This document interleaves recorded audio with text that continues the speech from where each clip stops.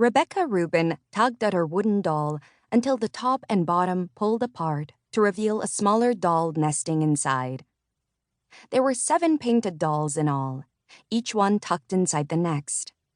They reminded Rebecca of her family, which numbered exactly 7.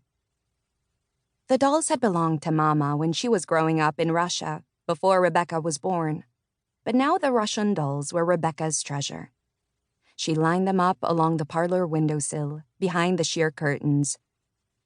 "Ladies and gentlemen, your attention please," said Rebecca to her imaginary audience.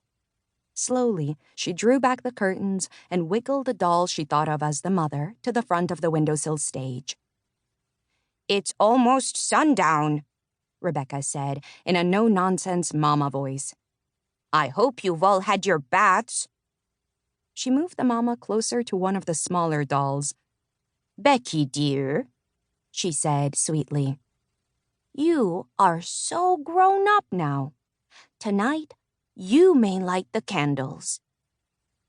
Rebecca pretended 2 of the bigger dolls were her older sisters. She moved them to face the mama and squawked in a high voice, "She's not old enough. She's practically a baby." The 2 big sister dolls butted into the little Becky doll, and it wobbled close to the edge of the windowsill. Rebecca pushed the Papa doll until it stood in front of the others.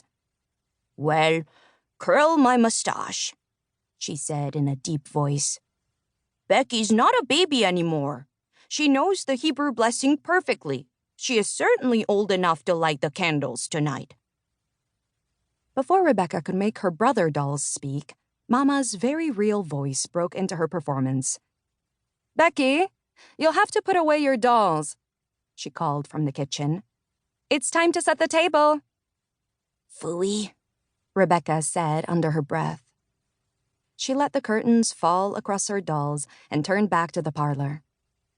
Extra leaves had been placed in the table to make room for everyone, and Rebecca smoothed the large white tablecloth. She set out 2 silver candlesticks and placed 1 white candle in each. Every Friday, Mama cooked and cleaned all day to prepare for the Sabbath. Bubby, Rebecca's grandmother, came down from her apartment upstairs to help cook. Before the sunset, the family came together for a special dinner. Friday night was Rebecca's favorite time of the week. "But Mama should let me do something more important than just setting the table," she thought, as she lifted a tall stack of Mama's best dishes from the sideboard. Mama looked in from the kitchen.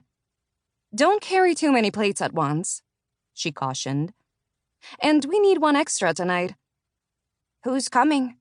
Rebecca asked, adding a plate to the stack.